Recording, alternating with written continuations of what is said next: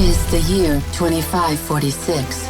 This era's technical advances have made it possible for the entertainment industry to flourish. First-person virtual reality, the successor of movies and video games, offers adventures and luxurious relaxation scenarios that exceed all previous expectations. Virtual reality is the pinnacle of the entertainment industry, and as it turns out, the most addictive drug ever known to mankind. People seeking respite from the existential problems of the physical world are spending their last credits to fund the continuance of their dream worlds. Two rival corporations rule the market, Global Corporation G and Global Corporation I. The latter has created a secret, closed virtual reality filled with personal memories, archival material, and early gaming programs and development documents from the past millennium. They have managed to reconstruct an era of which we thought all memories and records were lost in the First World Cyber War. They have recreated the 1980s, which witnessed the birth of video game development, an event in which a politically and economically restricted small European country, Hungary, had a significant role. My name is Amy, the Global Corporation G's artificial main intelligence. As a 4125 agent, your mission is to get into GCI systems and gather all information related to historical game development. There are numerous traps and security measures built into their reality construct, including an automated network disconnect every 2 hours. If you do not make it out in time, your consciousness will be trapped there. We have introduced an investigative survey program into their system that will assist you by providing reference information. Pay attention to detail and be cautious. Report all information you acquire.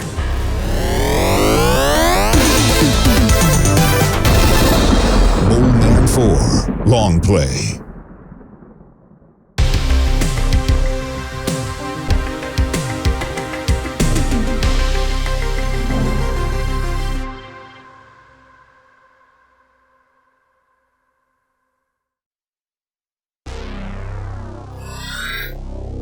Amy, I'm in the system. Check the network connection.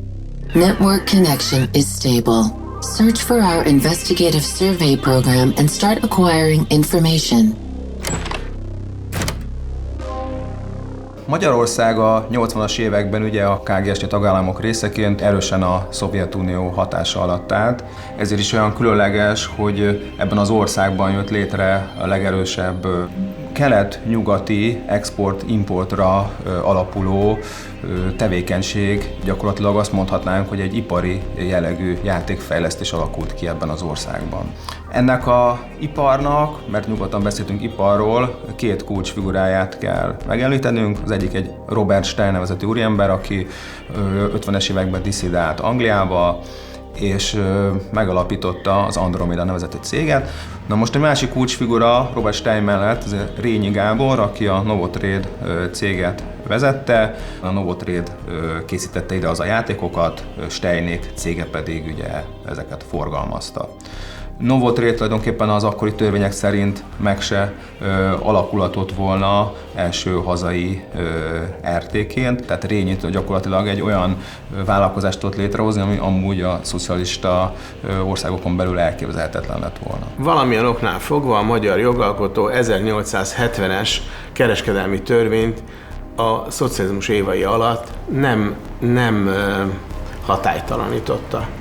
Tehát hatályban volt a törvény, és ennek alapján meg lehetett alakítani, amelyről egyetlen minisztérium nem akar tudni, úgyhogy olyan statisztikai hivatali besorolásunk volt, amelyből nem lehetett tudni, hogy kihez tartozunk. Azért nem mondom, hogy profi módon csinálták, mert nem létezett profizmus Magyarországon akkor, tehát igyekeztek, egy csomó mindent nagyon ügyesen megszerveztek. Az első magyar részvénytársaságról beszélünk, és nem egy New York-i típusú felhőkarcot kell elképzelni, a Kreszkiza utcában egy pizzahelység.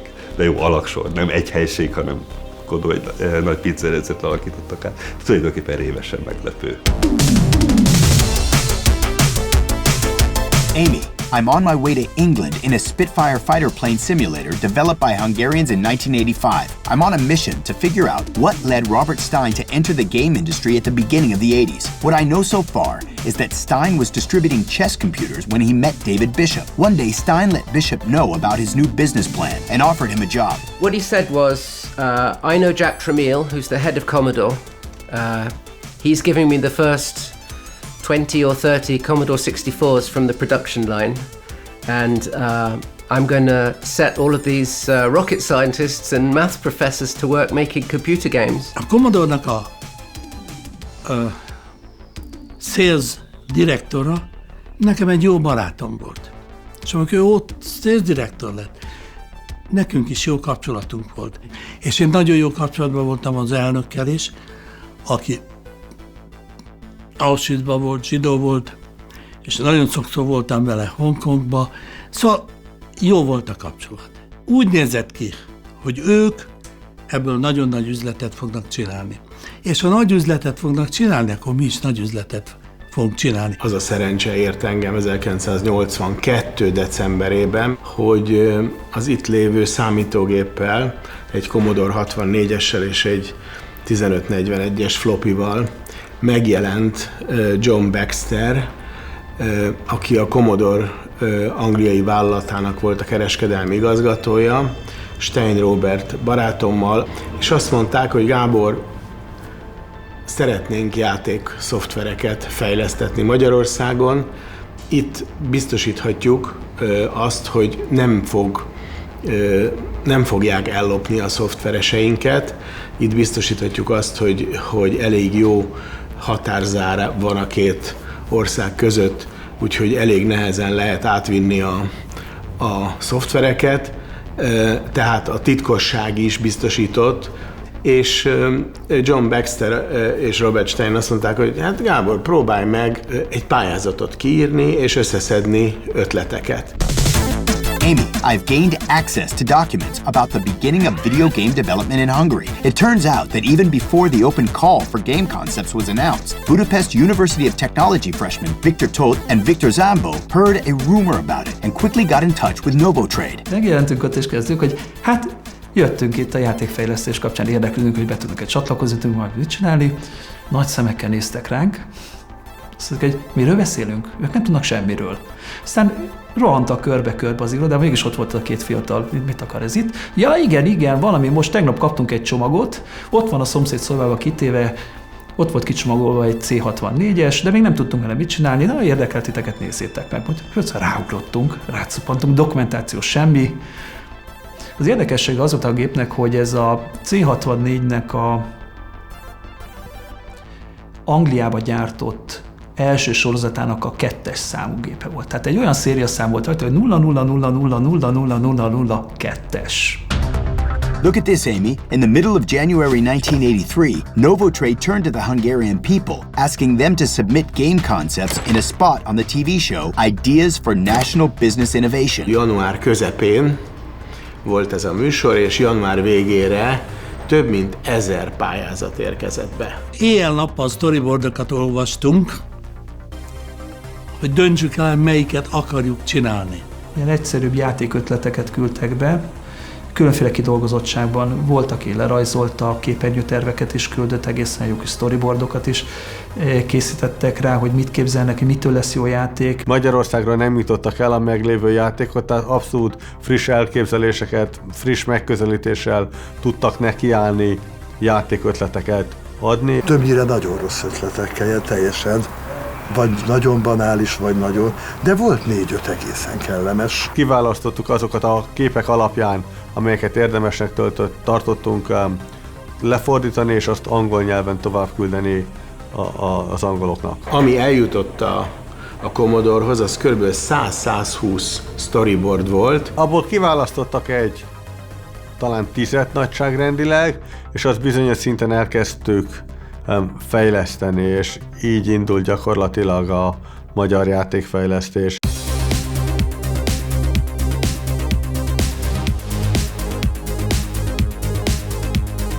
Legtöbb ember úgy jelentkezett, hogy ő ragaszkodott ahhoz, hogy ő benne akar lenni a fejlesztésben, és ők hoztak programozókat. Volt a mérnöki, tehát a híradós technikus, vagy a műszeres mérnök, aki látott processzort, meg tudta mi az, hogy memória, meg jött a Delta programozó matematika, aki meg hát marha egy operációs rendszer, COBOL, meg Promó, meg nagy orsós magnó. Nagyon komoly arcok jelentek meg a Novotrade-nál, és miután ez a pályázat kialakult és a projekteket el kellett kezdeni, akkor elkezdték a csapatokat fejleszteni, és megpróbáltak minket összecsoportosítottak nagyobb öregekkel. Ilyen teljesen szabad volt, hogy a Novotrade-nél pályáztunk, és akkor elfogadták, akkor kötöttünk egy szerződést, és utána ők adtak számítógépet, hogy mi oldjuk meg, csináljuk meg, ha kész van, szóljunk, jó közben nézték, hogy állunk. Soha nem volt egy igazi irodánk, ahova bejártunk volna dolgozni. Inkább csak egy keretet adott az akkori cég, a Novotrade,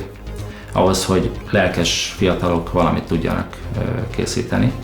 Tehát igazából mindenki otthon dolgozott, és ez csak egy találkahely volt, ahol elhozta mindenki, amit otthon készített. Mindig a utolsó ilyen közös munkánál megbeszéltük, hogy akkor holnap után kinél találkozunk. Nem volt fix helyünk, hanem vándoroltunk hónunk alatt a Commodore 64-jel. Megjött ez a gép, egy ilyen Commodore, és úgy éreztem, hogy meg fogja változtatni az életemet. Olyan tökéletes volt, érintetlen, a doboza is, és hát azt hiszem, hogy ez igaznak is bizonyult később. It seems like the first 5 games made in Hungary were published at Commodore and released as Commodore software. Hungarian games were also released by Microsoft, Quicksilva, Virgin, and Activision, among other large game publishers. A good number of these games already included some amazing technical accomplishments. In Arctic Shipwreck, developers managed to move a full-screen 3D flow.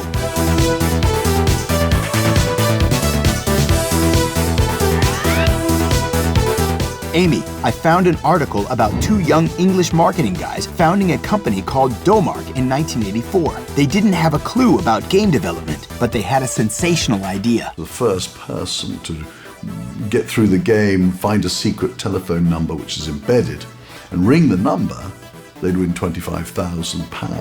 25 000 font az nagyon nagy pénz volt Angliában, különösen egy otthon már 6. hónapja söröző állástalannak. We didn't know anybody who was making these games. It was quite difficult. There wasn't really a community. There was no way that you could actively find studios. I mean, they were all being put together. Many of them actually in the north of England, in Manchester and Liverpool, and they were being put together in small basement offices. It was all it was a cottage industry.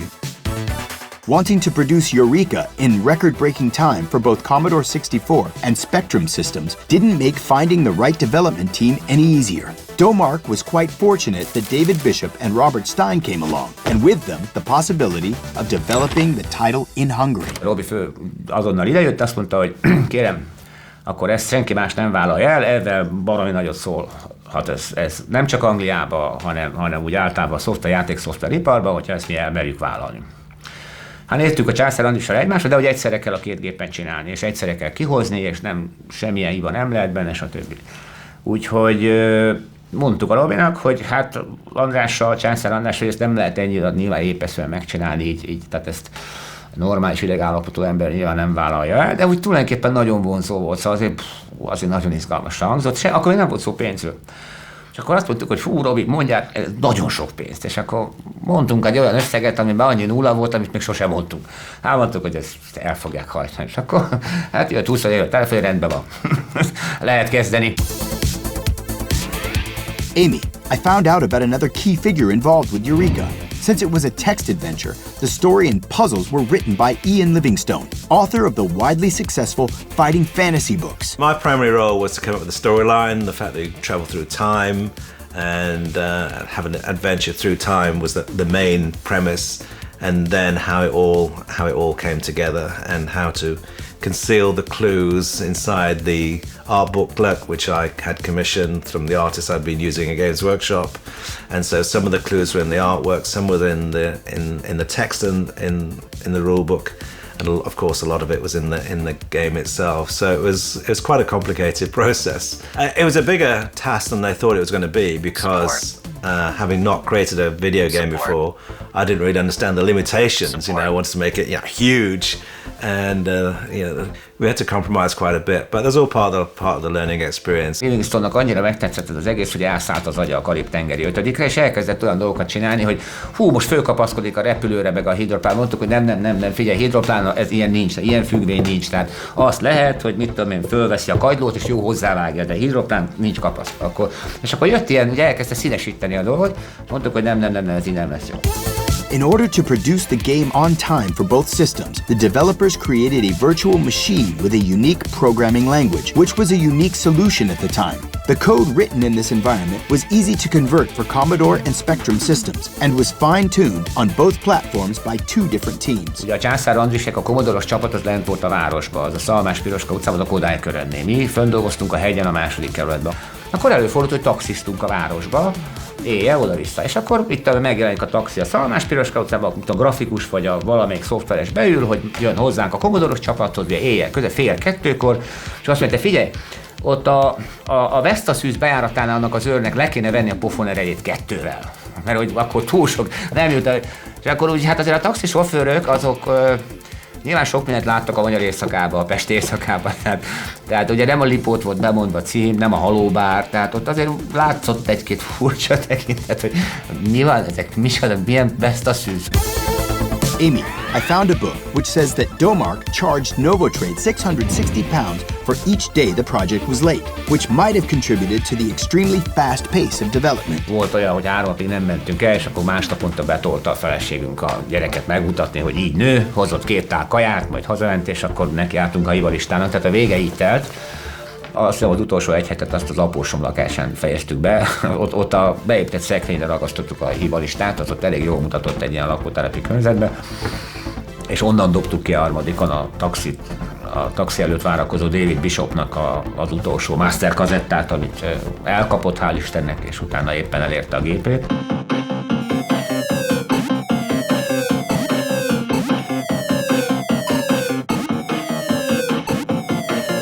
It was on Spectrum and Commodore, and I think we sold pretty much 50,000 of each.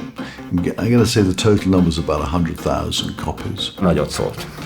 Úgyhogy az alapozta meg tulajdonképpen azt is, hogy mi akkor beleálltunk ebbe, az alapozta meg azt, hogy a Novotrade-ben akkor alakult ez önálló üzletágá és saját stábbal, és aztán utána még vettünk föl, és akkor utána már elég sokan lettünk, és hát elég jó sajtót hozott azért az iparágnak. A computer game developed in secret behind the Iron Curtain was presented to the public in London. The games world has never seen anything like it. Initial demand for the game is claimed to have beaten all home software records. Eureka has gone to the top of the software charts after just 3 weeks on the market. 15-year-old Matthew Woodley receives his £25,000 reward for successful completion of Eureka. More producers have turned to the men from Budapest for their quest for software hits. Hungary leaps into a high technology. Western computer stores are clearing room on their shelves for Hungarian products. Novotrade expects to make $1.5 million from royalties in 1985. Game software outfit that dodges the limelight and leads the world. Nagyon széles kör volt ez a programozói kör. Legalább voltak 100-150-en. Ilyen külső körökön ez így ment valahogy, és akkor így jöttek. Ismerős egyetemen megtudták, hogy valaki dolgozik nálunk, akkor a barát hozta a barátját, mint a Mici Mackóban, a menyét magával hozta a menyét. Futott 40 projekt egy időben, az azt jelenti, hogy 44-6 fős csapat, és ezek közül mondjuk volt 10-15 eredeti játék, a többi az valamilyen platformok közötti átírás, vagy esetleg bérmunka volt. Amy, I discovered a document called the COCOM list, which included all of the computers that Western Bloc countries would not sell to socialist countries or allowed to be taken there.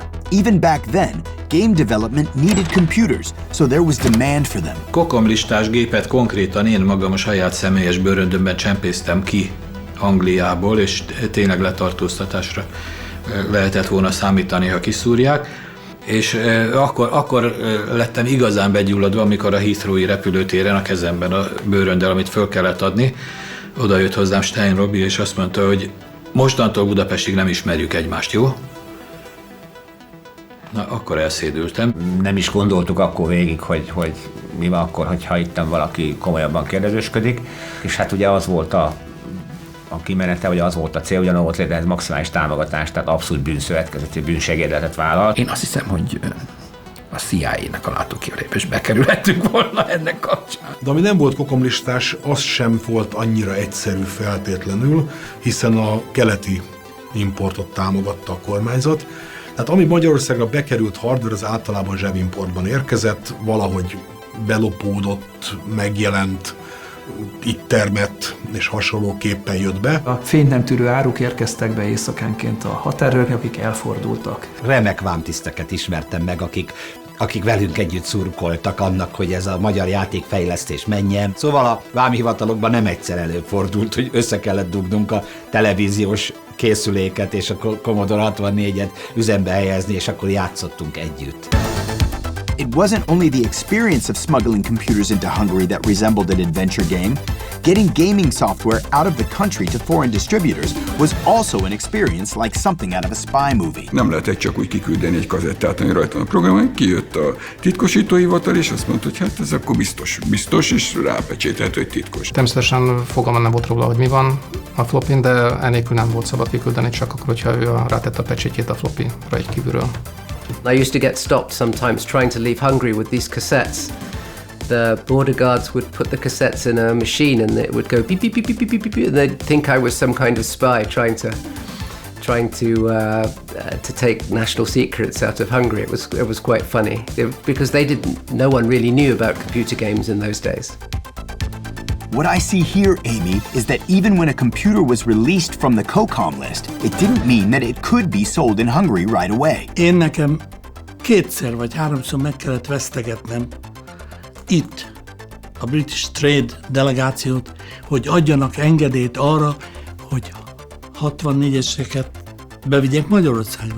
És én voltam az egyedüli ember, akinek adtak engedélyt, és én voltam az egyedüli ember, aki szállította a Commodore 64-eseket. A Novotrade-nek sem volt önálló külkereskedelmi joga, ugye akkor nem lehetett csak úgy importálni, és akkor ugye nem lehetett hozzájutni számítástechnikához, sem még ilyesmikhez. Mindig csak egy bizonyos összeget, 200-at, 100-at, 300-at lehetett bevinni Magyarországra.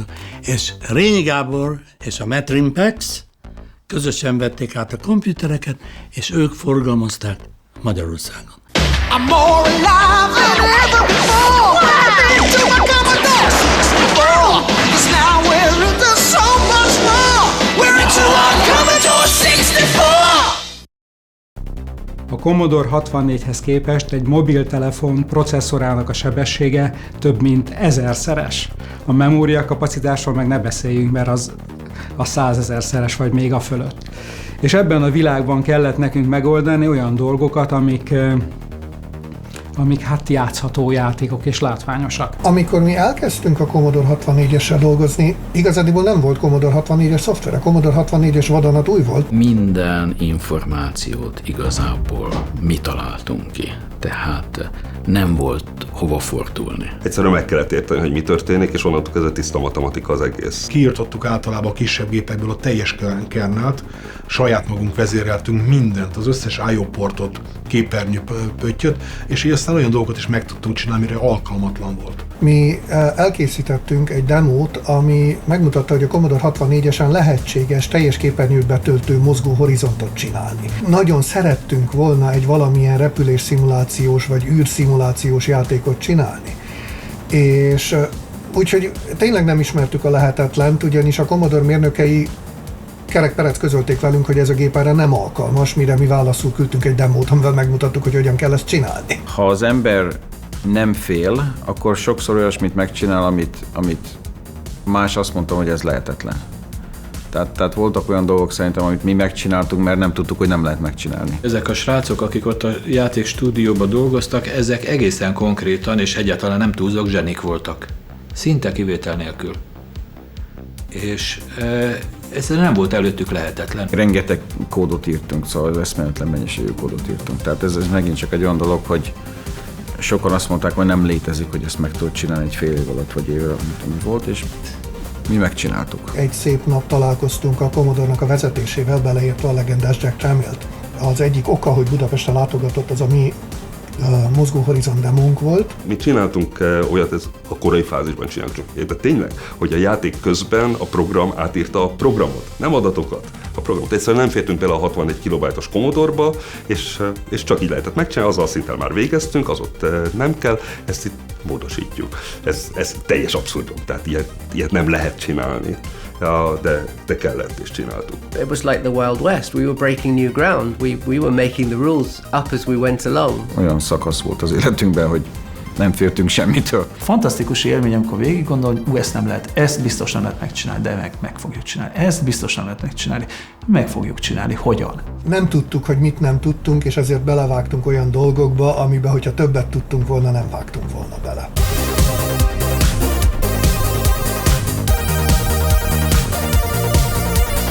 Lakást béreltünk ezeknek a fejlesztő csapatoknak, akik oda beköltöztek, ott laktak, ott ettek, ittak, és ott dolgoztak, gyakorlatilag nem láttak egymáson kívül élő embert. Egy átlagos fejlesztői nap akkoriban nagyon érdekesen alakult.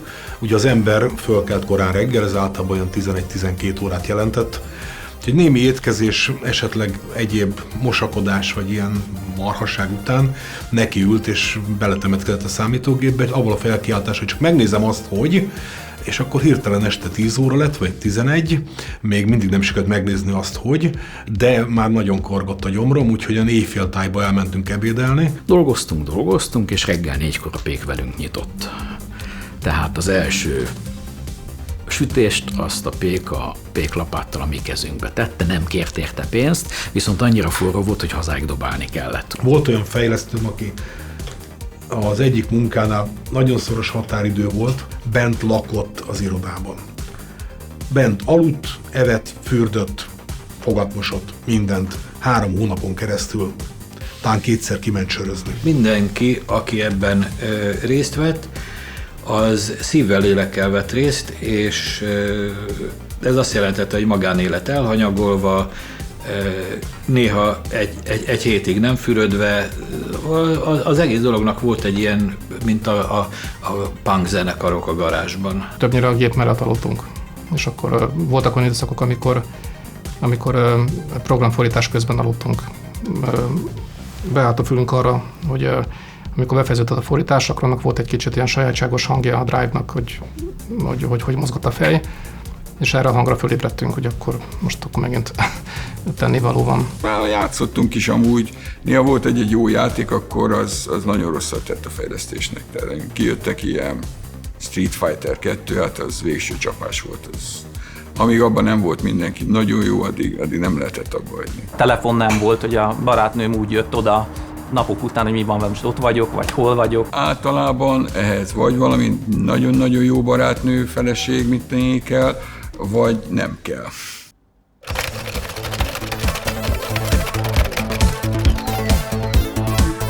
Az elsődleges motiváció az volt, hogy mit csinálják meg a világ legjobb játékát, amiről majd mindenki beszélni fog. Aztán persze ott lebegett a nagy lehetőség, a nagy kasszálás, ott volt a nagyvilági Porsék, ugye jöttek a cikkek, hogy ki mit ért el ezzel a piacon, de ez is senki sem gondolta komolyan, hogy ezt az akkori Magyarországban el tudjuk érni, de azért jó volt, hogy mi is való részesei lehetünk egy olyan dolognak, ami a világon nagyon menő. Nagyon kevesen dolgoztak a pénzért. Nem is tudok közvetlen közelből olyat, aki azt mondta, hogy azért, mert ebből aztán annyi pénz fog előbb-utóbb jönni, hogy kész. Egy olyan határtalan érzés volt bennünk, hogy most haladunk, minden évben előrelépünk, és nincs vége. És tökre miénk a világ. Ami ellentétben volt ugye a környezettel. Egy szocialista Magyarországról azt, hogy egy olyan játékot írni, amivel mi játszunk, meg vesszük és lopjuk, vagy nem tudom, annak idején, hogy ez ritkább volt, de hát ez ebbe bekerülni, egyáltalán ebbe az iparba, ez maga akkora motiváció volt. Diadalmenet volt valami olyat csinálni, ami őket is, mondjuk a nyugatiakat is meglepte. Mindenkit az vonzott, hogy valami, amit ki lehet próbálni, ahol az ember a saját határait feszegetheti. Csak én vagyok, és a feladat, és a gép. Ha nem jó valami, csak magamat hibáztathatom, csak magamat szíthatom, és persze ott, hogyha egyszer sikerült, akkor tessék, lehet próbálkozni a sorolóval. Ez nagyon jó érzés, tehát ugyanolyan, mint az olimpiát megnyerni. Nem akartam megváltoztatni a világot, hanem hasznos részei akartunk lenni a világnak, megfelelni és jobbak lenni és továbbvinni. Amy, I have the developer's financial statements. Based on these, it looks like payouts were random both in frequency and amount. Sometimes they were paid a fixed sum every month, but in other cases they only received royalties. This sometimes meant they earned next to nothing, and sometimes meant their profits reached record-crunching levels. One thing is very interesting for sure. Profits from games sold in the West were paid to developers in US dollars, which earned them serious privileges at the time. Nem lehetett pénzért, forintért dollárt venni, hanem ha a munkáddal sikerült dollárt megkeresned, akkor azt itthon nem volt kötelező forintra átváltani. Az, hogy az ember valutában keres, az megnyitott olyan ajtókat előtte, mint a valutás boltok ajtaja, ahova ugye csak a különböző pártunk és államunk vezetőit kivéve, különböző követségek, munkatársai, akik valutában kapták a fizetéseket, mehettek be, diplomata voltak és hívták ezeket a helyeket. Az ember úgy érezte magát, amikor egy ilyen dollárboltba bement, mint hogyha kiment volna az áhított nyugatra. És az italoktól kezdve a televízión át mindent megvehetett, amit akkor egy átlag magyar ember nem vehetett meg. 7-8 éves várakozási idő egy autóra, ami ma elképzelhetetlen, ott 3 hónap volt, ha devizában fizette az ember. Hát és így tovább, és így tovább. A 80-as évek végén volt egy Ford Mustangom a saját magam által megkeresett pénzemből. Mission accomplished.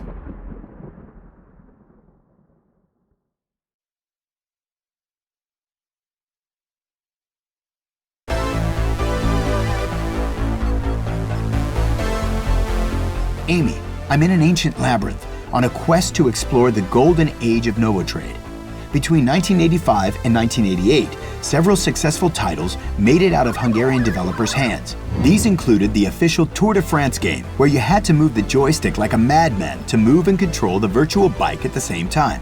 Alternative world games, where users could compete in events like garbage sack races, running while carrying dishes, and sprinting up a wall. The biggest success was a first-person 3D labyrinth game named Scarabaeus. Nagy Csaba volt az, aki a Scarabaeusban megoldotta a 3-dimenziós labirintust, amikor a Commodore 60 lehetetlen volt, azt hitték, ilyen nincs. A labirintus az egy alapvető játék gondolat, hogy csináljunk labirintust, és akkor fölmerül, hogy na jó, de hát akkor ne úgy legyen, mint a Pac-Man-ben, mert ugye az is egy labirintusban megy, hanem ott jó lenne benne lenni. Egyszer csak hirtelen egy éjjel megálmodta, hogy ezt hogy lehet megcsinálni, és bement, megoldotta, és utána írtunk erre egy játékot. Én nem tudok róla, hogy lett volna előttünk más, aki ilyen 3-dimenziós labirintusban való mozgást megvalósított volna. Amitől igazából hatott az emberekre, az a hang volt, amit sikerült a játék alá tenni.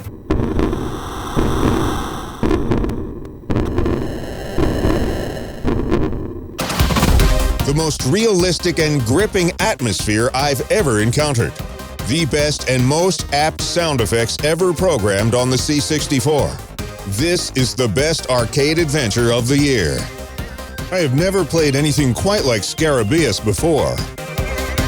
I've stumbled upon a blog entry from the past millennium describing another Hungarian success. The second episode of Impossible Mission, released by the American publisher Epyx, was also produced by Novotrade. The first episode was hailed as Game of the Year by several magazines, so the Americans clearly trusted the Hungarian developers if they asked them to produce a sequel. Ide küldtek például Amerikából tesztelőt. Mert az egyszerűbb volt, hogy idejött, meg a nevére is emlékszem, mert nagyon vicces neve van, Alan Dangerfield, és akkor ott üldögélt, és akkor ott és játszott, hát elképesztő, hogy orba szájba játszott. Én úgy érzem, egyre több és több játék fog készülni Magyarországon. Ennek a játéknak nagyon magas a színvonala. A programozók nagyon profik. Az első nap óta öröm velük dolgozni, mert egészen simán mennek a dolgok. Impossible Mission 2, the second greatest game of all time? I've played it more than I've played anything else in years. More of a challenge than a platform game has ever given you before. More superb a sequel than anyone could have hoped for. Amy, it seems to me that in the 80s, there were 7 to 8 different computers in retail circulation. No wonder Novotrade won numerous contracts to port games to different systems. Ez könnyen hangzik, hogy írjuk át az egyik platformra a másik platformra. De most az egyik platform abban az időben az a pénzbedobós játék volt. Úgyhogy ilyenkor az volt, hogy behozták a teherautó megállt, behozta a fizetős játékot, végtelenre volt állítva, és akkor fizettünk 2 srácot, és azok mentek a Star Wars-ban már az 5. életük után, és akkor mindig mondták, hogy most szóljatok, mutassátok meg, mi van ott, mert ha mi ezt csináljuk, akkor ebben nem érjük rá.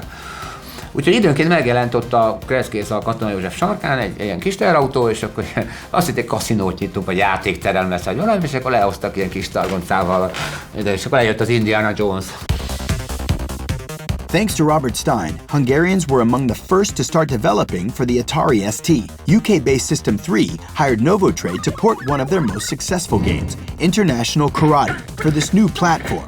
The Atari version of the title was so amazing that later Atari used the game in their advertising. For whatever reason, Robert managed to get Atari ST hardware into Hungary, and it was probably one of the first development teams that we felt comfortable with that could do Atari ST development.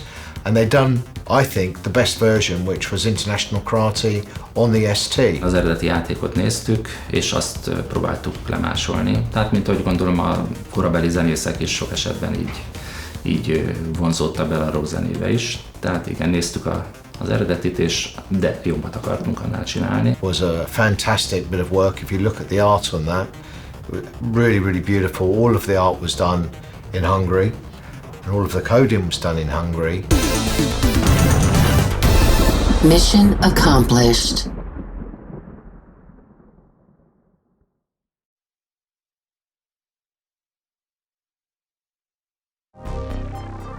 Commodore 64 korszak, mondhatnám azt, hogy Európában talán a legismertebb és leghíresebb kultjátéka, az a Last Ninja nevezetű játék volt, aminek aztán folytatása is készültek. Mark Hill szerint, a System 3 cég vezetője szerint, aki ezt a játékot tulajdonképpen megálmodta, legnagyobb bestseller a korszakban ez a játék, ami sok milliós példányszámot ér el az összes részt egybevetve. Itt egy akció-kalandjátékról van szó, a műfaj maga az nem új, tehát már sok-sok éve készítettek akció-kalandjátékokat. A játéknak mégis az a különlegessége, hogy ezt egy egészen elképesztő audiovizuális köntösbe öltöztette, a Commodore 64 zenei és grafikai képességét gyakorlatilag a végletekig kiaknázva. A játék, és erre Lola nyomozó kutyámmal végzett kutatásaim során jöttem rá, nagyon nagy részt magyar fejlesztőknek köszönhető, hogy ilyen színvonalas lett. Ugyanis volt egy SoftView nevezetű csapat idehaza, a Novotrade berkein belül. Az angolok megbízták a SoftView-t, hogy fejlesszék a játékot, ők pedig állandóan kiküldözgettek, ugye részeket és visszajelzéseket kaptak a játékról. Például a grafikát, a zenét angolok készítették, az egésznek a alapjait gyakorlatilag mégis a SoftView rakta le. Hát ennek a történetnek elég szomorú vége volt, mert végül is a System 3 átvette a magyar csapattól a játék fejlesztését, és ők fejezték be a játékot. That time what was very unique is that there was a group of programmers in Hungary that generally the developers in the UK were individual programmers working from their bedrooms programming games. So it wasn't a professional setup with studios, and this was the first time that we met with some development teams. And the 2 games we started off with was Bangkok Nights and Last Ninja. Novotrade contracted the SoftView studio led by Ferenc Ruzsa. Ruzsa had already made games for Novotrade. He was one of the first to develop a real 3D title for Commodore 64. It was a kayak simulator. But he didn't have a clue about the Japanese things that had made their way into Western popular culture. Senki nem hallott azt a szót, hogy ninja. Az, hogy van valami japán izé, az a judo lehet. Körülbelül itt ért véget a normális embertudás, és mi még csak nem is olyan normális emberek voltunk, hanem olyan matematikus félék. Az a szó, hogy nunchaku, na akkor tanultam. Amit így eldobnak, már elfelejtettem. Hogy az micsoda, és hogyan röpül. Úgyhogy akkor megnéztünk egy rakásnyi filmet, abból kialakult, hogy oké, maga a műfaj tetszik nekünk, az még nem világos, hogy mit lehet ezzel majd a számítógépen csinálni, de érezzük, hogy mi ebben a poén, milyen eszköztárra számítanak a hanyatló nyugatnak azok az ifjúék, viszont tudják, hogy mi egy ninja, és az, hogyha földhöz vág egy olyan kis izét, akkor eltűnik a füstködben, meg efélék. Leültünk, és úgy elmondtuk az ötleteket, ezt mind leírtunk, mindent leírtunk a papírra, és akkor innentől indult a projekt. Ez júliusban, 86 júliusában történt. Amy, I see that the deadline, as on most game development projects, was tight. They wanted the title to be ready for the holiday season on several platforms at once. Ez volt az első olyan alkalom, amikor több gépre dolgoztunk egyszerre. És ott akkor világos volt, hogy az nem fog menni, hogy ezt végig gépnyelvben írjuk meg. Gyártottunk ez egy külön nyelvet, amiben fejlesztettünk. Mert hogy a gépnyelv nem volt járható, mert más volt az agya gyakorlatilag mindegyik gépnek, tehát alig volt azonos processzorú gép, tehát az nem jött szóba. Tehát ennél magasabb szintű nyelv kellett, ami egyébként is egy kicsit kényelmesebb programozást tesz lehetővé, de olyan, ami nagyon-nagyon közel áll azért a gépi nyelvhez, tehát hogy a legtöbb rutin, amit megírunk, az szinte hatékonyságvesztés nélkül működjön az egyes platformokon. Úgyhogy ezért egy a Forth nevű nyelvet választottuk ki, kiolvastuk valami könyvből, hogy nagyjából milyen az, és akkor csináltunk egy olyat. It was like the beginning of trying to create a really interesting pipeline. That was a kind of development philosophy that would end up being the future.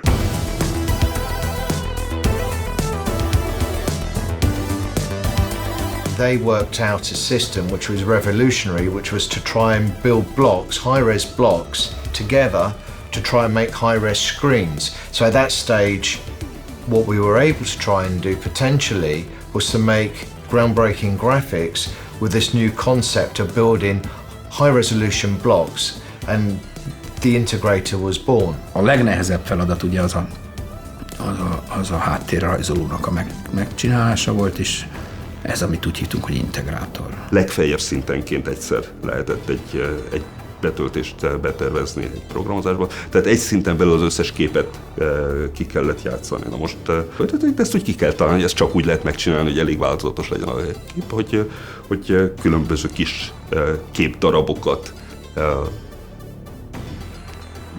megrajzolunk, és azokat a legkülönbözőbb módokon újra felhasználjuk. A kombinálásnak volt széles variációs lehetősége, tehát tudta ezeket egymás mellé csúsztatni, úgyhogy mind a kettő eltűnt, úgy, csak az egyik fölülre, a másik alulra került, vagy úgy, hogy átlátszó volt valamilyen értelemben. És ezzel lehetett mondjuk egy bambuszcsomóból, meg néhány eltört bambuszákból csinálni egy ilyen bambuszerdőt. Az integrátor működés közben így nézett ki. Ez a kazamaták szintnek gyakorlatilag a látvány alapkészlet, és akkor így ki lehet jelölni a brikkeket. Nagyon kevés elem van itt, de ezt a kevés elemet akár mennyiféleképpen lehet egymásra rakni. És ebből jön ki az a nagyon-nagyon sok színűség, az a nagyon változatosság, amit szeretünk volna ebben a játékban elérni. Az volt a különlegesség ennek a pályának, hogy mindenáron szerettük volna, hogy valódi kínzást lássunk. Tehát az üstben, a tűzhelyen lobogjon a tűz, és belenyomja a bakó a pácienst. Csak egyszerűen sajnos a memóriakorlát nem engedte meg. A brikkeket, amiket kijelöltünk, azokat betesszük a háttérbe, és akkor így egymás mellé rakosgatva ezeket a brikkeket pozícionálni lehet, ide rakni, oda rakni, újra kirakni, ugyanazt még egyszer kirakni. Hogyha ezeket így egymás mellé rakjuk, vagy egymáshoz csúsztatjuk, illesztjük, akkor gyakorlatilag egy akármilyen szerkezetű pályát ki lehet rajzolni. There wasn't too much there when we started in Hungary, other than a kind of great name and high concept. Az, hogy miért Last Ninja, milyen küldetése van neki, és ki lesz, ha jól emlékszem, egy Shogun az, akit a végén neki le kell győzni. Tehát ezek megvoltak az elejétől. Fejlesztőknek a döntő többsége meglehetősen szívesen játszott, jó részen mondanám, hogy szenvedélyes játékos volt. Tehát az, hogy mi jó egy játékban, azt úgy együtt eléggé ki tudtuk találni, rá tudtunk érezni. Bőven voltak ötleteink, tehát amikor egy megrendelő túl pontosan mondta meg, hogy mit akar, azt mi igazából utáltuk. És itt nincs ilyen emlékem. Igazából az egész csapat együtt dolgozott a kitalálásán. Tipikusan nem brainstorming formájában, tehát nem úgy, hogy leülünk most ötletelni, hanem ez mindenki dolgozik, valahányszor valami látható, akkor azt mindenki nézi, és hát nincs bekötve a szája, egyszerűen nézi, és eszébe jut róla valami. Hogy lehetne még valamit csinálni az adott problémával, és akkor valaki mond egy oltári nagy marasságot, hogy mi lenne, ha beröpülne egy sárkány, és akkor azt mondja, hogy hát, hogy beröpülne egy sárkány, ez talán nem megy, de a sárkány az tényleg jó állat, lehet-e vele valamit kezdeni, ami még belefér a technikai lehetőségekbe.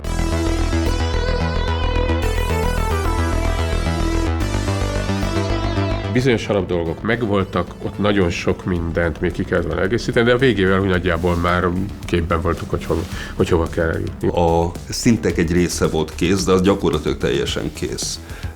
Ami azt is jelenti, hogy akkor a program eszének 95%-ig meg kellett lenni, mert különben az nem el tud menni. Tehát én azt gyanítom, hogy az első szint az teljesen kész volt, és szerintem 2-3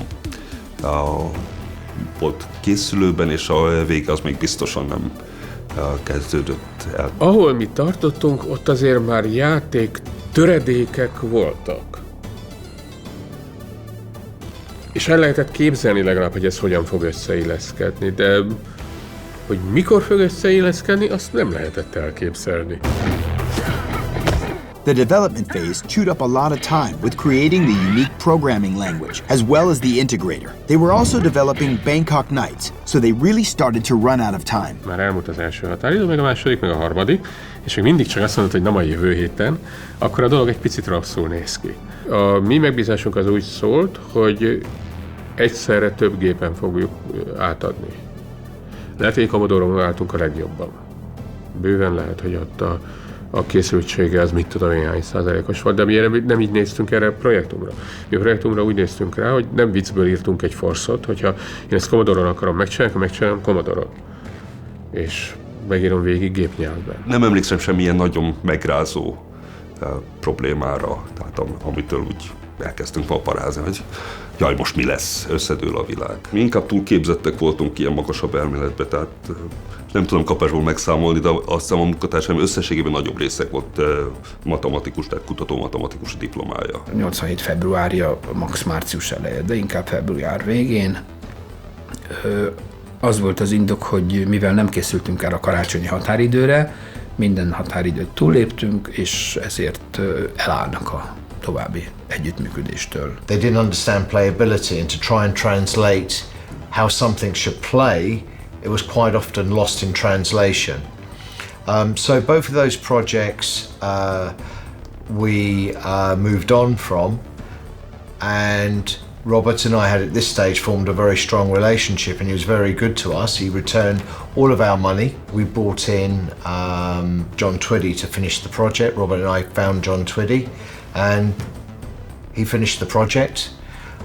There was no coding that was actually done by the Hungarian team. They were technically very, very good, and for sure, without coming up with the theory of the integrator, The Last Ninja could not happen, because once we had the tool set, which was built in Hungary, to base how we would create the graphics with Hugh Riley, that game would never have happened. So, you know, without the help of Robert and his team, that wouldn't have happened. It's hard to say how much the concept period with the Hungarian team had an effect on the project, but I'm sure it changed the soul of the game in a good way.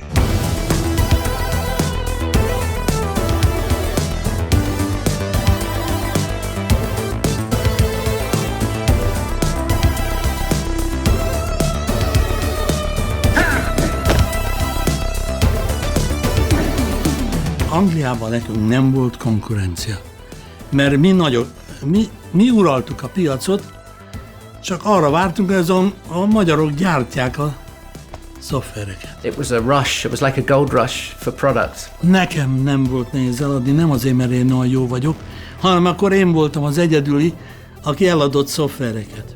Azért voltunk mi nagyok, mert a többiek nem voltak nagyok. Amerikában mi megjelentünk, és oda mentünk a nagyok közé játszani, ugye az Epic, az Activision, tehát hogy Andromeda szoftver, itt vagyunk is. Én soha nem éreztem magamat se gyávának, se szégyenlősnek, és bementem egy amerikai céghez, mondtam, van szoftverünk, érdekelt titeket?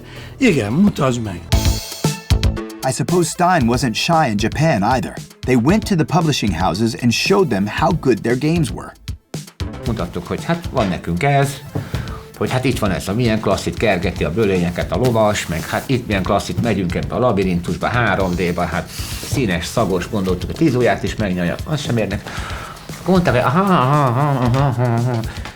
Nintendo van, mondtuk, hogy hát Nintendo az most nincsen, de hát itt van ez. Mondták, aha, jó, na, jöjjünk vissza a Nintendo-val. Na, volt 4-5 ilyen alkalom, és akkor azt mondtuk, hogy a francba miért is nekünk Nintendo játékunk, és mondtuk, hogy hát akkor majd is megyünk oda, és akkor megpróbáltunk tárgyalni a Nintendo-val. És mondták, hogy ez nem így megy, a Nintendo az nem egy publikus rendszer, de nem egy nyitott rendszer. A Nintendo a sok jelentkezőből kiválaszt 4-5-6 partnert jellemzően Japánba, annak az fejlesztőeszközt, egyébként dedikált hardware van, és mindenki elmegy a francba. Finoman szólva, üzletileg. Úgyhogy mondtam a Robinak, hogy figyelj Robi, menjünk ki a bazárba. Ugye ott van egy nagy elektronikai bazár, az Akihabara, és mondtam, hogy amire rámutatok, azt vedd meg nekem. És akkor jött a Robi, mondta, hogy abból kérek 2, azt hazahoztam. És az volt a tervem, hogy mivel a Nintendo nem mutatott készséget, meg a többi sem arra, hogy minket, beengedjen ebbe a világba, mert ez egy nagyon zárt világ volt, mert ezekből viszont rengeteget adtak el példányszámra, és féltették, egy ilyen nagyon zárt piac volt.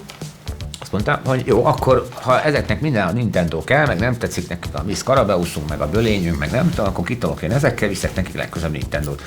És akkor megkerestem az MMG-be, ami a mechanikai mérőműszerek gyáránál, a távautomatika bemérő gyáregységben a szervizes mérnököt, akiben jóba voltam, mert én tanítottam angolra, és mondtam, hogy Laci, itt van, hoztam valamit, fogalmam nincs mi ez, mert még szám sincs az IC-n, nyilván eleve úgy csinált, hogy ne is lássuk.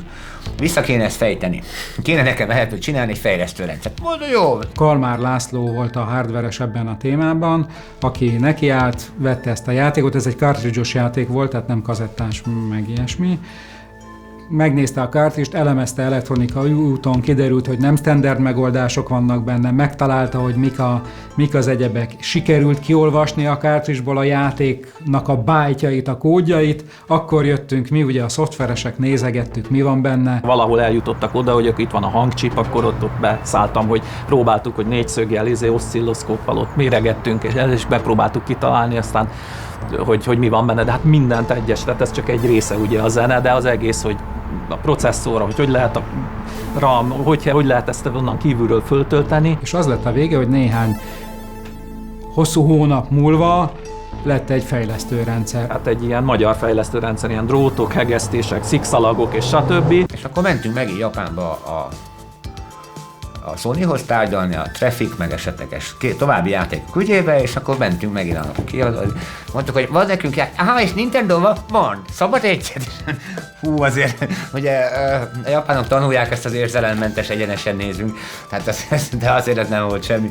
Komolyan mondom, hogy nagyon sokat megért ez a pillanat. Jogilag nem volt akadálya, tehát a Nintendo nem tudott ebbe beleszólni, amennyire emlékszem, csak ugye hát kicsúszott ezzel a kezéből, hogy megjelent egy fejlesztő, akit ő nem kontrollált. Ennek híre ment Európában, és hogy a magyarok Nintendót is tudnak. Át tudnak írni Nintendóra, hogy ezek hogy a francban... És amikor elküldtük az első demót a Konaminak, ők se értették. De hogy? Hát nem is vagytok licenszert fejlesztő. Nem? A Novotrade-ben elég egyedi helyzetbe került, így kezdődött a konzolos karrierje, amennyire tudom. Amy, I'm on my way to the garage, and it's starting to make sense why it was Hungary where all these fantastic developments came to life in the 80s. Turns out that the Iron Curtain had some positive side effects, and Soviet pressure started to ease off at just about the right time. A környező országokhoz képest még a szocialista rendszere belül mi azért sokkal rugalmasabbak voltunk. Mi voltunk a legvidámabbak. Lehetett külföldre utazni, lehetett szétszedett Commodore 64-et táskába, zsebbe hazahozni és itthon összeszerelni. Mindenféle módokon hozzá lehetett jutni ahhoz, amihez mondjuk egy szovjet nem jutott hozzá. Hát a Ligacsov gyerekén, unokájának volt egyedül Moszkvában Commodore 64-e. A Guidi százados, egy vámtiszt, aki megdöglött azért, szegény nem ér már, megdöglött azért, hogy láthassa, hogy a kokomlistán becsempészett számítógépen mit csinálunk, és hogy fog ez az egész majd kikerülni, és minden, és adott tippeket, hogy vigyük ki, és mit csinál. Szóval tele volt az ország ilyen Guidi századosokkal. Hogy az olyan jó volt, abban benne volt a mi elszigeteltségünk is, tehát hogy a szocialista rendszer, és kivételezettség, hogy akkor ezt nekünk mégis szabad. És akkor mi éreztük azt, hogy valami többet tudunk csinálni, és ki tudunk törni abból, nem foglalkozunk a körülöttünk levő falakkal, hanem mi mégis a nagyvilágban élünk valahogy. Motiváltabbak voltunk. Egy nyugati, akkor tehetőbb, én voltam, ugye egy nyugat-európai fiatal, ő is motivált volt, de hát ő azért nem volt annyira éhes, mint mi. Ezért sokkal éhesebbek voltunk, most is lehetne erre példát hozni szerintem.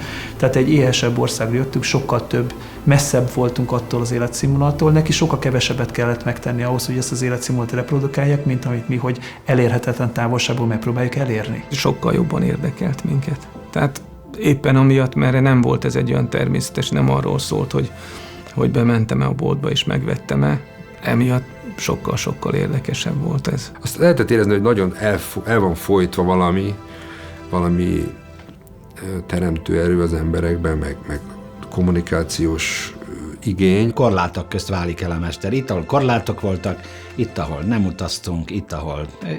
Itt keményen, itt ki elemi erővel tört fel. Igen, ezt mondanám, elemi erővel tört fel az újdonság iránti vágy.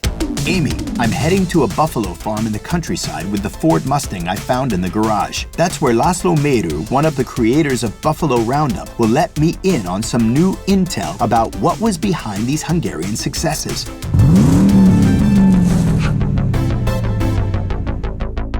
1991-ben például megkérdezték a Playboy, tehát egy nívós lap, nem csak a csajok nívósak, hanem az írások is. Tehát riporterre megkérdezte Garry Kasparovot, hogy miért van ilyen sok zseniális szovjet nagymester. Azt válaszolta, hogy mit lehet itt kérem csinálni. No, ezért volt ilyen sok jó játékfejlesztő a rendszerváltás előtt. Mit lehetett itt kérem csinálni? Tényleg komoly elmék ezzel foglalkoztak. Azért Amerikában nem a mondjuk matematikusok és programozó csoportnak a csúcsa volt ez, hanem ilyen kockás inges gyerekek, akik szerettek programozni, és ezek közül azok, akiknek azért volt érzékük. Amerikában, ha mondjuk egy játékfejlesztéshez egy olyan szintű matematikusra lenne szükséged, aki aranyérmet nyert egy matek olimpián, ott nem tudod megfizetni, nem kapod meg, mert sok más fontosabb dolga van. Itt Magyarországon még ma is kapsz ilyet. Igazából annyiból voltunk különleges helyzetben, tehát itt diplomás mérnökök, nagyon komoly felkészültségű emberek csinálták ezeket a dolgokat, és sokszor azzal pótoltuk azt, amit nem lehetett megszerezni. Mindenkinek elszállt az agya, annyi diplomája, meg differenciál egyenlete. Ugye akkor, amikor ez indult, nem kellett nagy befektetés hozzá. A Commodore 64-et becsempésztük, behoztuk, dolgoztunk rajta, tehát ez egy olyan dolog volt, ami kiváló dolog volt, hogy meginduljon vele a kapitalizmus. Nagyon jól látta meg a Rényi Gábor azt a rést, hogy egy olyan szellemi tőkét tud exportálni Magyarországról, ami rettenetesen versenyképes nyugaton. Amikor az első C64 volt a kezünkbe és néztük, és akkor bejött a Rényi Gábor, és mindig jó, nagyon jó szövege volt mindig. És mondta, hogy hát, szerinte a Hollywood be fog költözni 2000-re a számítógépbe. Azért ez elég merész jóslat volt. 10 évet tévedett. Nagyon sok mindent hozott nekünk ez a szoftverfejlesztés. Főleg kinyitotta a világ felé a szemünket. Egy kicsit véletlenül nyitva maradt a spájzajtó, és akkor azon úgy kikandikáltunk. Kinyílt a világ, döbbenetesen. Igazából egy másik világ lett. A Rényi Gábor nagyon jól csinálta azt, hogy odajött a szovjet delegáció korvinos bevásárlószatyokkal, marhára nem érdekelte őket, de végigvezette és mondta, operácia невозможно 2. ami az Impossible Mission 2. Megnéztük, hogy csináljuk, kimentek, nem tudtuk, mi voltak ott, de az biztos, hogy ahhoz hozzájárult, hogy nekünk volt olyan jogosultságunk, hogy kimegyünk Amerikába, és senki nem zavart. A szoftver az egy útlevél volt nekünk. Nagyon izgalmas, nagyon szép, és azt hiszem, hogy megismételhetetlen a kor szelleme miatt. Tehát, hogy akkor, amit ez jelentett, ablakot a világra, az egy óriási dolog volt. Az egyik legfontosabb iparága volt, vagy üzletága volt a Novotrade-nek, de nem a legfontosabb talán. Nekünk meg ebből állt az életünk abban a néhány évben. We were doing something unique and special and different because the whole setup that Robert played a massive part in putting together, resulted in a whole bunch of games being made that never would have been made otherwise, and that have their place in the history of the industry, not just in Hungary, but as a whole. Mission accomplished.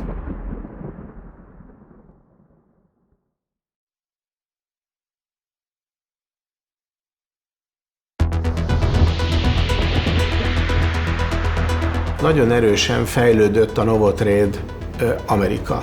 Tehát a Novotrade International, amelyiknek a Császár András volt a vezetője, és az ő teljes csapata neki kezdett el dolgozni itt Budapesten, és ilyen értelemben voltunk már mi csak benne, majd egy idő után mi kiszálltunk ebből, mint befektetők, és ők maguk vitték tovább.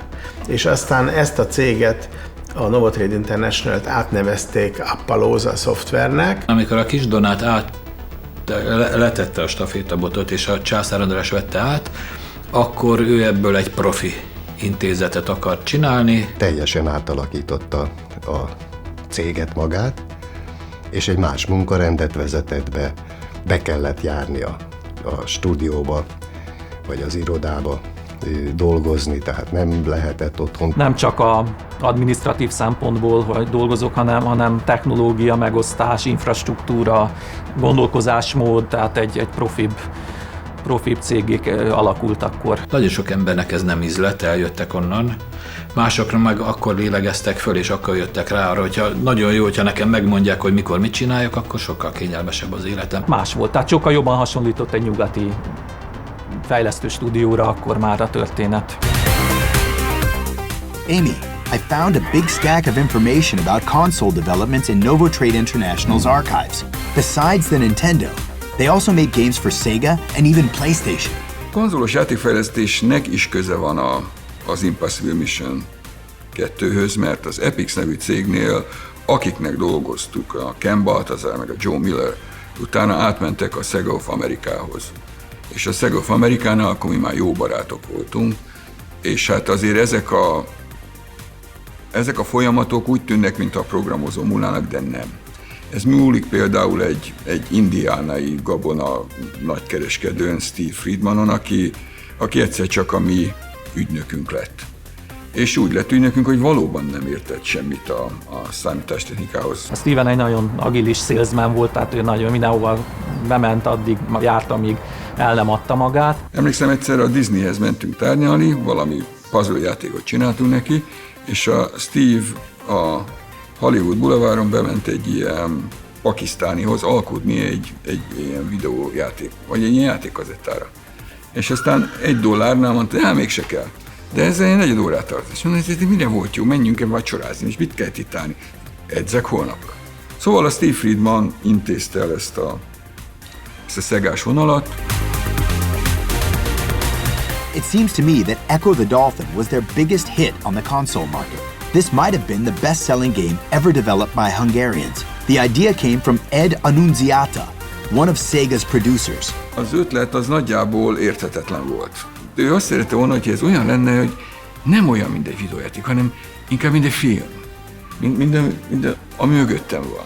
Nem is kezdte sokat mindent csinálni, hanem csak így úszni, jobbra-balra. Az élmény szempontjából az egy alapvető koncepció volt az Ed részéről, hogy akár nagyon nagy sebességgel is lehessen úszni úgy, hogy akár percekig az ember az irányítóval halad, úszik a vízbe, és nincs vége, tehát gyakorlatilag semmiképpen nem akarta, hogy egy ilyen behatárolt, rövid, kis terekpályák legyenek, hanem ilyen nagy, ez a szabadság, a tengerérzete, ez meglegyen. Az én állandó problémám az, hogy még nincs egy géppisztoly a hóna alatt, hogy valamit legalább ottan cselekedne, valami értelmes. A hagyományos mindenkit lőjünk le, aki mozog, és folyamatosan haladni kell különböző ellenségek legyőzve típusú játékokhoz képest. Ez egy új színfolt volt az ECO. Azt hozzá kell tenni, hogy ennek a sikere jelentős részben marketingen múlott.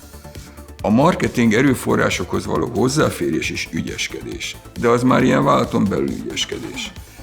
Egy ilyen cégnek, egy ilyen Sega of America-nak van mondjuk 10-12 millió dollárja, hogy abba az évbe kijövő címeket hirdesse. Hogy melyikre mennyi pénz jut, az már tényleg a marketinges kérdés, úgyhogy olyan mocskos trükköket én is alkalmaztam, onnan mentem az Al Nielsenhez, és mondta, hogy hát figyelj el, van itt olyan dolog, hogy stáblista. Kiírnánk, hogy ki csinálta a játékot, én téged írnálok be marketingesnek az első oldalra, hogy mit szólsz hozzá, hogy hozzájárulsz? És hát hozzájárult. Senki más nem írta ki a marketingest. És ettől úgy gondolom, hogy Al Nielsen is úgy gondolta, hogy hát azt a néhány millió dollárt rányomom erre az ekkora, hát ha többen látják majd, hogy én voltam a marketinges. Ő meg abból van, aki ha látja a San Francisco Chronicle-be a hirdetést, hogy egy delfin, és hát szeretem a delfin, meg akarom menteni a földet, és megveszi.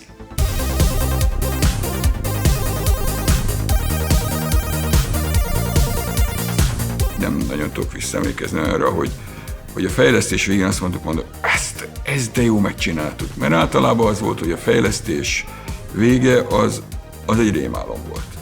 Mert azt azért tudni kell erről, hogy egy ilyen játék, mint például ez a Delfin, ennek 200 óra hibamentes üzeme kell, hogy legyen, mielőtt elkezdi gyártani. És ezt úgy gondold el, hogy az első ilyen teszt, amit így kap az ember, abból olyan 300-400 hiba van. És mindenféle. Ezek között van egy csomó olyan teszter, aki ilyen a hülye teszter. Tehát aki azt teszteli, olyan hibát írtak be, hogy kihúzom az áramot a Genesisből, visszadugom, és a játék nem ott folytatódik, ahol abba hagyta. És ezt beírja, és nagyon helyes, hogy beírja, mert aztán lezárjuk persze, leülünk a producerre, és olvasjuk hibákat, ezt nem javítjuk itt, de le kell írni mindent. Ez azért volt, tudod, mert ezt gyártották. De ez nem olyan volt, hogy utána vagy kiadunk egy patchet, vagy kijavítjuk, hanem ezt leégették maszkromba, benne volt, és kész. Ha abban kiderült valami baj, akkor az történt, hogy elvitték a 40 000 cartridge-ot a nevadai sivatagba, és elásták. Nem viccelek, tényleg. Úgyhogy ez egy ilyen hajszás volt, mindegyik ilyen vég, és ott már nem nagyon volt se elégedettség, se boldogság, csak az, hogy kiadtuk. Isten, de jó. Going through the list, I can find some other notable games. Besides Echo and its sequels, Colibri was Ed's idea as well. Instead of swimming, the player flew around on a hummingbird. Games like Contra, Legacy of War, published by Konami, and The Three Dirty Dwarfs for Sega Saturn are also worth remembering. Ez a 3 mocskos törpe, ez arról szólt, hogy 3 ork megérkezik a Bronxba, és aztán ott szétvernek mindent. During the second half of the 90s, I found more Hungarian-developed games, including Star Trek Deep Space Nine, Adventures of Batman and Robin, and Lost World Jurassic Park. Be tudtunk csatlakozni olyan projektekbe, vagy olyan személyek mellé a világban, amik akkor a legismertebbek voltak. Hihetetlen, hogy milyen lehetőségeket kaptunk, és milyen fejlesztésekben dolgoztunk akkori tényleg vezető világcégeknek, és vezető licenszeken, IP-ken, amik akkor elképzelhetőek. Hát ma meg aztán szinte elképzelhetetlenek. The company's story continues after the millennium, but I only managed to locate vague information. For some reason, I keep hitting walls when I'm researching the period after the year 2000. One thing that is certain is that Sega invested $4 million into the company, which was running under the name Appaloosa Interactive at the time. On the other hand, it seems that they didn't contract them for too many projects after that, and there were internal problems. The company ceased to exist in 2006, after 23 years of operation. Mission accomplished.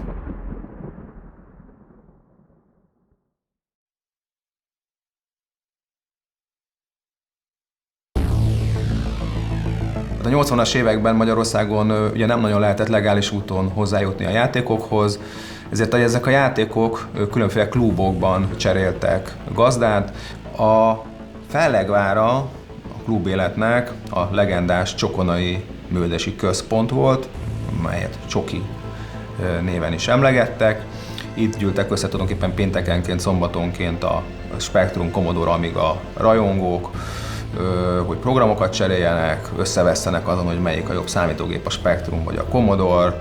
De a Csokonai nem csak azért volt fontos, mert a játékcsereberéknek a központja volt, hanem azért is, mert nagyon sok hazai játéklap és játékfejlesztő cég indult innen. Ezek között az egyik a később Digital Reality néven ismerté vált Amnesty Design, melynek az első játéka a Reunion nevezetű űrstratégiai játéka 90-es évek elején jelent meg. Ezt a műfajt folytatta tulajdonképpen a cég a további játékaiban és az Imperium Galactica sorozatban, melynek igazából a második részét, az Imperium Galactica 2-t nagyon sokan minden idők legjobb magyar videójátékának tartják. Elkezdtük a számítógépes klubba ugye lejárni, ugye programokat másoltunk, stb.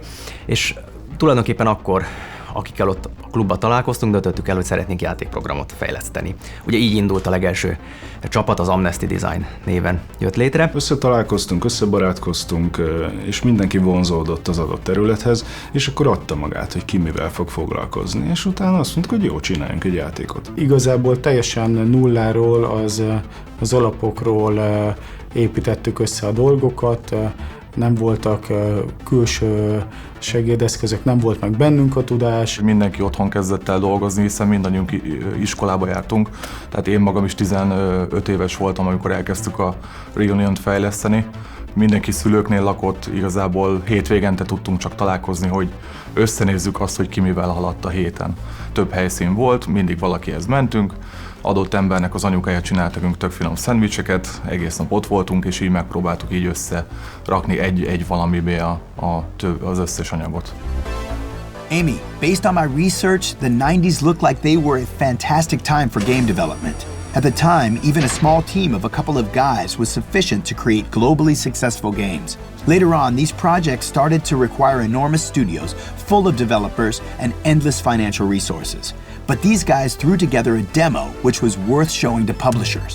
Ugye a PC Guruban volt egy ismerősünk, ugye a Turcsán Tamás, a Sáj volt, ő volt az első, aki mondta, hogy hát akkor kiviszi ezt a demót. És utána ő visszajött, és utána átadta a Fehér Gábornak, aki szintén a Guruba dolgozott ezt, hogy hát nekem most nincs időm, foglalkozz már velük, és akkor átadta neki az egész ügyintézést, és ő intézte végül is ezt a szerződést el. És akkor hát úgymond ő lett az itteni project manager. Nem volt hozzá tapasztalatom, nem volt hozzá kapcsolatrendszerem, hogy beálljanak, hanem elkezdtem a kiállításokon egyeztetni kiadókkal, megkérdezni, hogy kinek hogy lehetne bemutatni, miről szól ez az egész.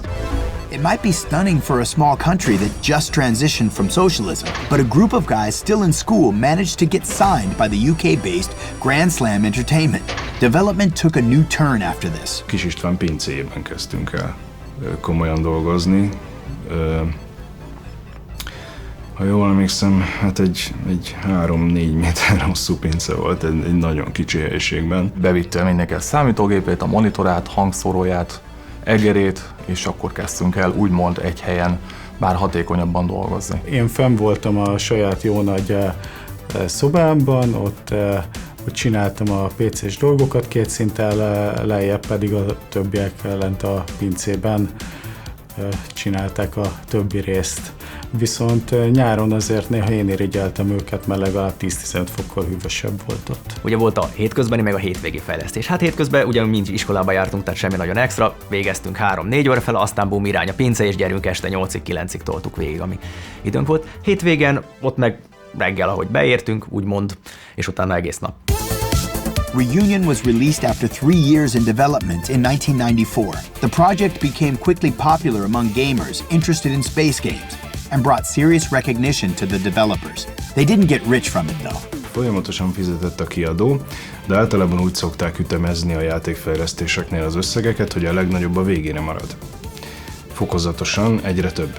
És a vége felé már nem nagyon akartak fizetni, Emlékszem, hogy ki is számoltuk, hogy ha elosztjuk így 6-7 emberre ezt a 2-3 éves fizetést, akkor azt hiszem 6000 forint volt a fizetésünk, de nem bántuk. A szenvedély vitt minket előre, hogy szeretnénk valamit megalkotni, amit tök jó lenne, hogyha kirakna valamilyen kiadó a világ több pontjába lévő üzleteibe. Nagyon pozitív visszajelzések voltak már az elején, tehát emlékszem, hogy jöttek azok az újságcikkek, hogy azt mondták, hogy hát a George Lucas cége mintát vehetne erről a kis magyar cégről, akik innen megcsinálták azt, ami ennek kéne lenni a Csillagok háborúja számítógépes játékoknak. Amy, I'm looking at information that tells me they might have not made a lot of money with the first game, but the success of it contributed to the fact that the American GT Interactive released their second game, which was called Imperium Galactica. That was the same company that released Doom 2, Duke Nukem 3D, and Unreal. The most interesting thing about this game is that the cutscenes between missions were recorded with live actors. This was a trend in other games at the time, though. Even Mark Hamill appeared in Wing Commander. Nyilván nekünk nem voltak olyan lehetőségeink, hogy olyan jellegű karaktereket megfizessünk, sőt semmilyen lehetőségünk nem volt szinte. Annyi lehetőségünk volt, hogy egy komoly stúdiót ki tudtunk bérelni egy zöld háttérrel körülbelül 2 napra, és igazából mindenki a saját ismerősét hozta el, legyártottunk ruhákat, kicsit amilyen Star Trek-kes se sikerült már így utólag visszaemlékezve. Azt megcsináltuk, mindenki hozta az ismerőseit, mi is jártunk egy konditerembe az akkoriban, ott a pultos hölgy, aki volt, ő például Magyarország szépe is volt, ő volt az egyik főszereplő, ő volt a főszereplő felesége, főszereplő meg egy ottani ismerősünk volt. Amikor meghallották ezt az amerikaiak, meglátták, hogy ez hogy működik, akkor nálunk egy amerikai producer az majdnem szívrohamot kapott, és mentőért kellett szólni. Amerikában mondta, hogy ez hogy működik, hát hogy képzeltétek, itt vannak ezek az emberek, és így beszélnek, és ott van, és nem angolul beszélnek, hát ez hogy lesz? Hát mondom, csináltok rá szinkront. Mi az a szó, hogy szinkron? Mi az? Hát mondom, azt, amikor alá szinkronizálod hanggal. Hát olyan nincsen, olyan nem létezik. Hát mondta, hogy nem létezik, ezt Európában csinálják. Szóval lehet, hogy Európában csinálják, de Amerikában soha. És akkor rájöttünk, hogy basszus, ők Hollywoodban vannak, és ezeknek fogalmuk nincsen, hogy ez így is működhet, vagy ez érdekes lehet, és a francia filmeket újra forgatják színészekkel, és akkor rájöttünk, hogy hú, hát ez nem fog működni. Akkor kicsit át kellett szabni, és igazából amit mi előkészítettünk, hogy videón fogom mozogni a játékba, az például Amerikában állókép volt, és válogatni lehetett a szövegeket. Szóval megérkezett. Már vártam. Parancsára, uram. Régóta figyelem magát Johnson. Úgy látom, jól végzi a munkát. Imperium Galactica was eventually released in 1997. The publisher quickly ordered a sequel considered to be one of the best Hungarian games ever made. It won the British Film Academy's award for Best Game Music in 2000. 800 induló volt abban az évben, amikor ez indult ez a játék. Ugye először 2000-ben volt különálló kategória, a zenei kategória és a BAFTA-n. Ott olyan nagy neves cégek voltak, hogy Electronic Arts, Sega, Nintendo, és ezek versenyeztek a különböző ilyen díjakért. Konkrétan leestem a székről, amikor ezt mondták, az Imperium Galactica 2 nyerte. Én szerintem ez annak is köszönhető, hogy majdnem 50 percnyi cutscene volt a játékban, és az alá nagyon szépen megcsináltuk a zenét, tehát igazából nagyon sok idő volt erre a fejlesztési időn belül, tehát 3 éven belül majdnem 1 évig csak a játék zenét, illetve hanghatásait tudtam csinálni.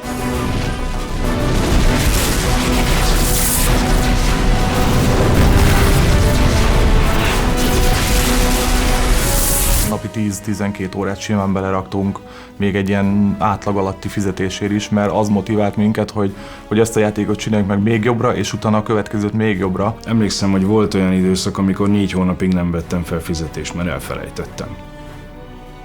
Egyszerűen nem a pénzről szólt az egész, nem is gondoltunk a pénzre, nem az motiválta. Ezt mi szeretjük, imádjuk. És csak ez vitte előre. Fiatalon nem tudtuk felmérni, hogy ez mivel jár, nem is gondoltunk bele, és ez nagyon jó volt így. De belegondoltuk volna, nem biztos nem hogy tartottunk, nem csináltuk volna meg, tehát ezek jobb, ha nem tudjuk a nehézségeket, és mindig jöttek, és akkor megoldottuk, és túljutottunk rajta, és ez vitte előre a fejlesztést. Ez a program, ez körülbelül 40 országban jelent meg, ami egy hatalmas dolog volt annak idején, hiszen 2000-ről beszélünk.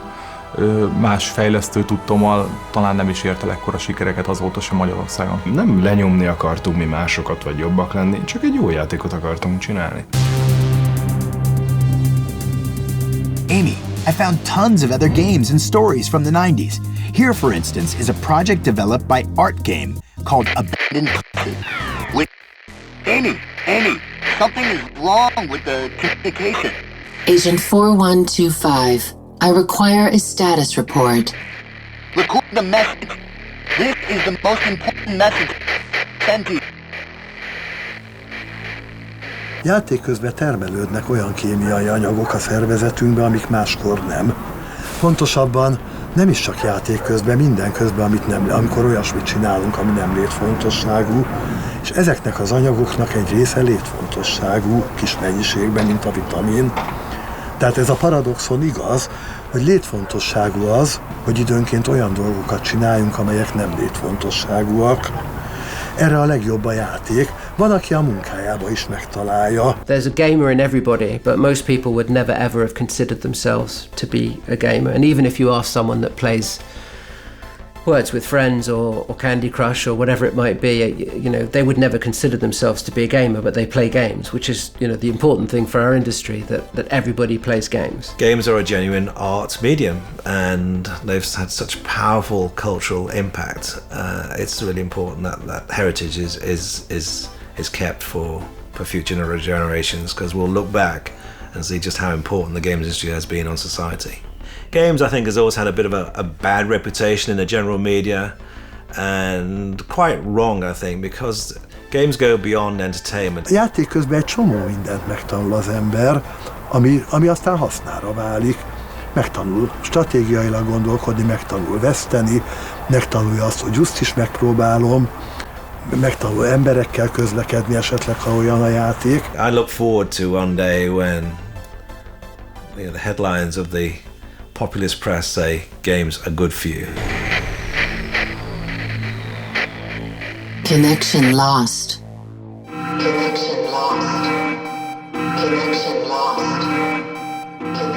Amy!